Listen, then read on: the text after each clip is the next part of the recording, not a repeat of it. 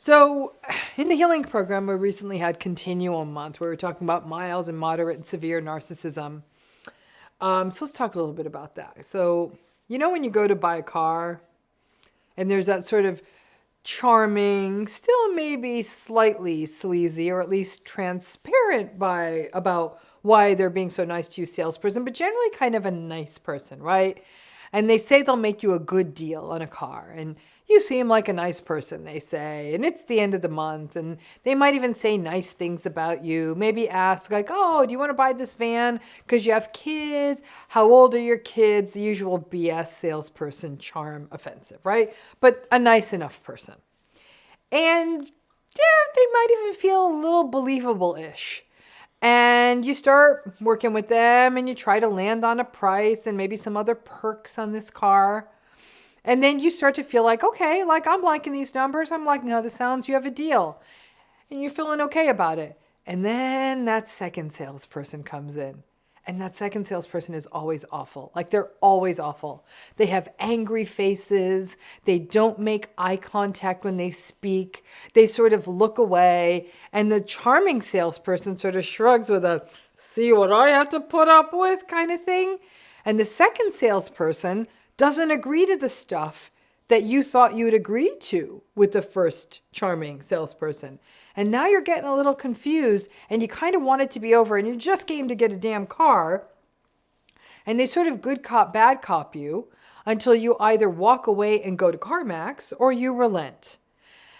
And we don't think to walk away when we're faced with the mild narcissism of the charming salesperson. But the toxicity of the entire enterprise becomes patently clear when we deal with that mean, stubborn, stone-faced, manipulative second salesperson too. This is almost an example many of us have experienced, and it's how narcissism can sneak up on us in our lives. And there's more of it floating around than we know. And we adjust to it just like we do to any condition. We have a video on this channel that we did a while back on this idea of acclimatizing to narcissistic people. Just like climbers kind of get used to the weather and altitude and they spend some time there, we get acclimatized too as we spend more time with narcissistic folks, and especially if we grew up with them. So like I said, in our healing program, we took on this issue of the continuum of narcissism.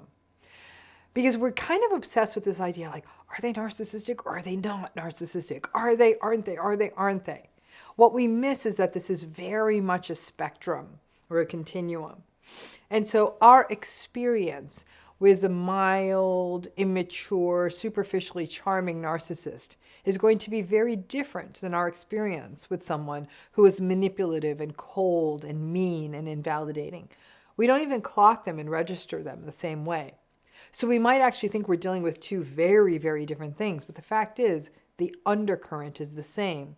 The low sort of variable empathy, the entitlement, the grandiosity, the arrogance, that excessive need for validation and admiration, the selfishness. That car sales example I gave isn't a great one because ultimately you don't spend that much time. You spend one awful afternoon with them, right? But it's enough that it gives you a headache, but it's not your day-to-day life.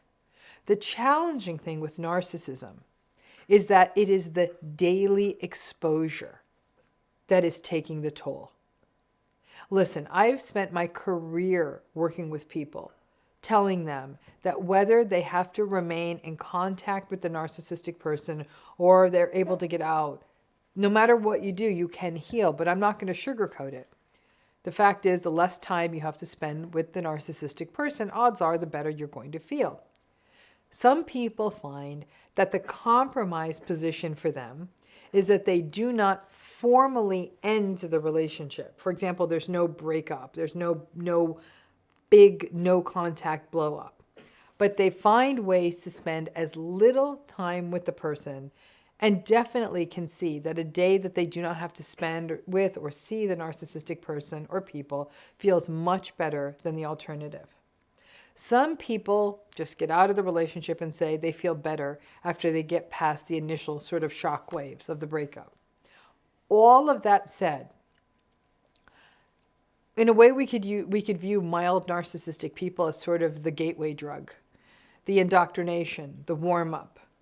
The mild narcissistic people are sort of the equivalent of dangling your feet in the pool to get used to the temperature before jumping all in. And what happens is that with the mild narcissistic folks, and these are the folks who tend to sort of lead with the kind of immaturity and selfishness and the entitlement, that it's all about me stuff, it needs to be the way I want it. There's a sort of childish adolescent feel to it. But you typically don't feel like you're being emotionally abused when you're in a relationship with someone who's mildly narcissistic. People in relationships with mildly narcissistic folks in their lives will say, ugh, seeing this friend means that the restaurant has to be the restaurant that she wants and her part of town.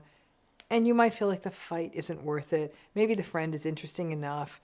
But you know darn well when you get together with her, it's her way or the highway, even if it means that you have to pay more hours of babysitting for your child, and your demanding friend doesn't even have a child. Or it's the person who insists that you stay at a particular hotel that costs far more because the social media pictures will be better, but then doesn't offer to pay more even though they can. You kind of get the picture, right? It's immature, but it's also unempathic. And you do feel that as long as the conversation is about topics that they're interested in and that you kind of go along with what they want to do and do it the way they want it, it's going to be a good day with them. But if you ever really needed anything significant from this relationship and it doesn't work for them, then you either won't get it, or you'll be criticized, or they will be passive aggressive. I mean, it doesn't feel good.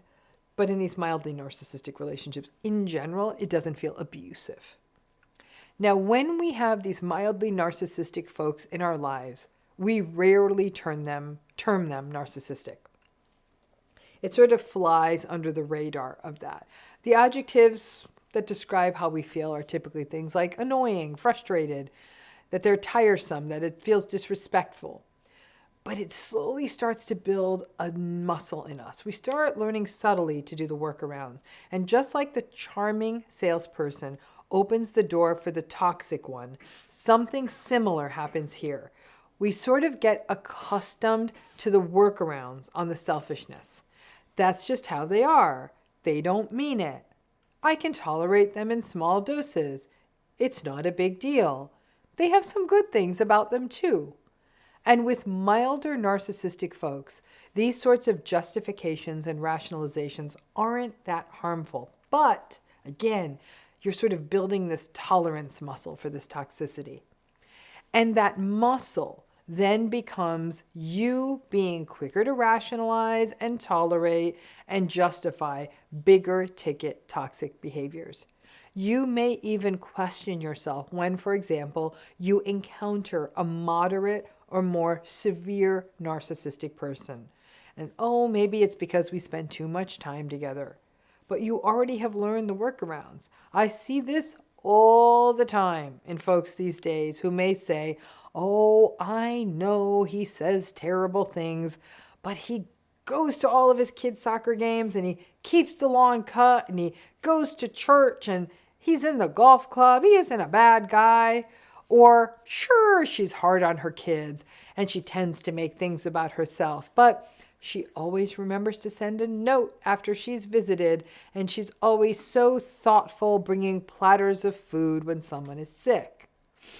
Or something like, I know that we're all walking on eggshells, but he had a tough childhood. He doesn't mean it when he says and does those things. Maybe I need to stop being so sensitive.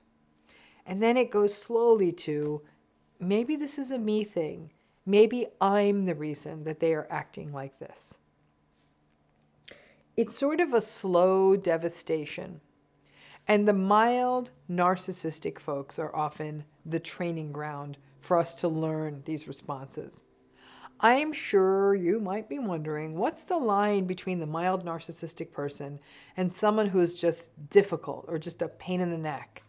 I mean, there's a fuzzy bit there. It's sometimes hard to discern. And it becomes less about trying to figure out definitively whether or not they're narcissistic and more about observing their patterns. Is it every time that you have to drive to them to see them socially with absolutely no attempt by them ever to come see you?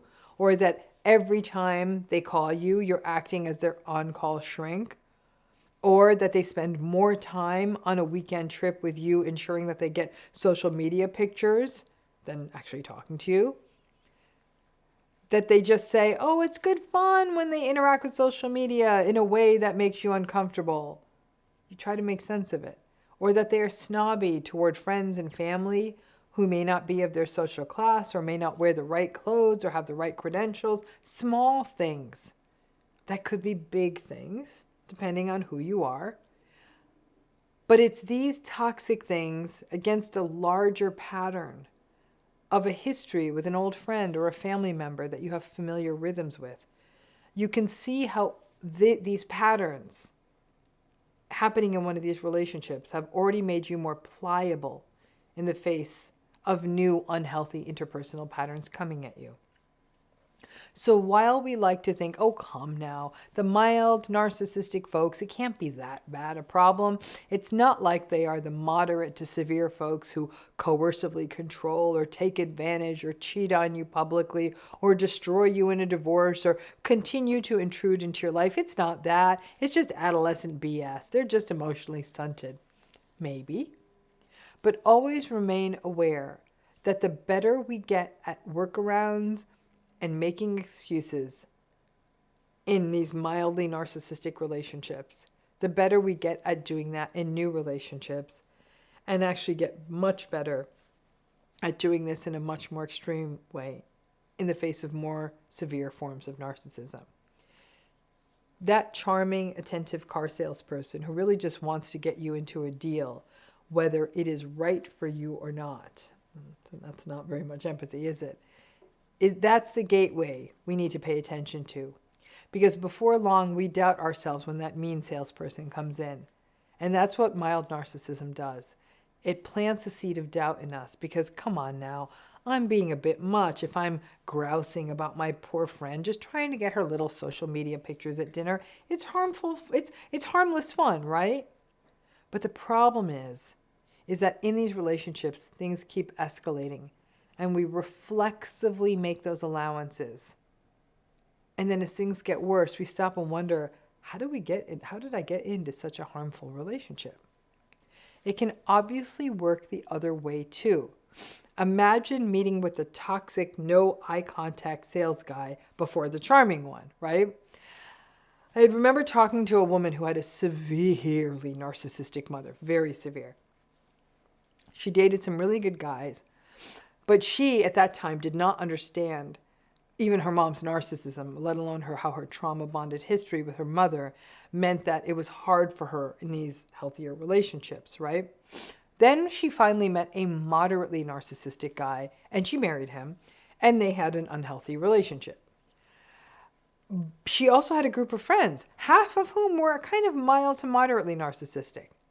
She always viewed the friend group as her salvation.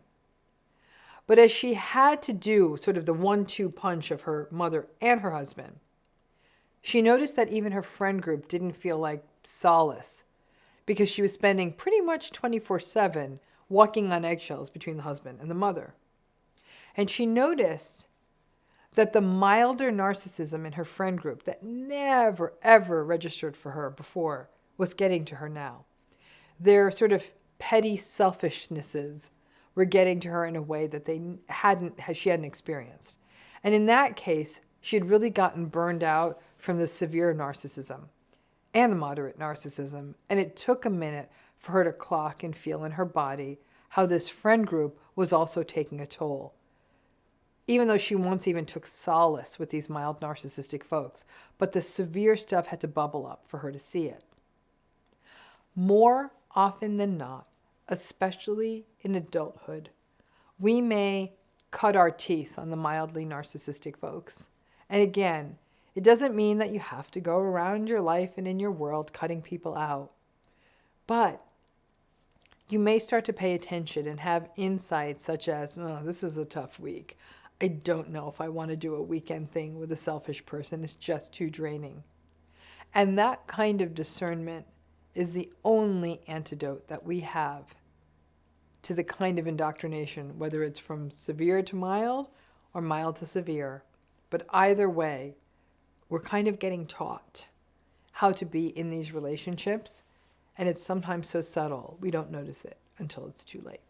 Thanks again.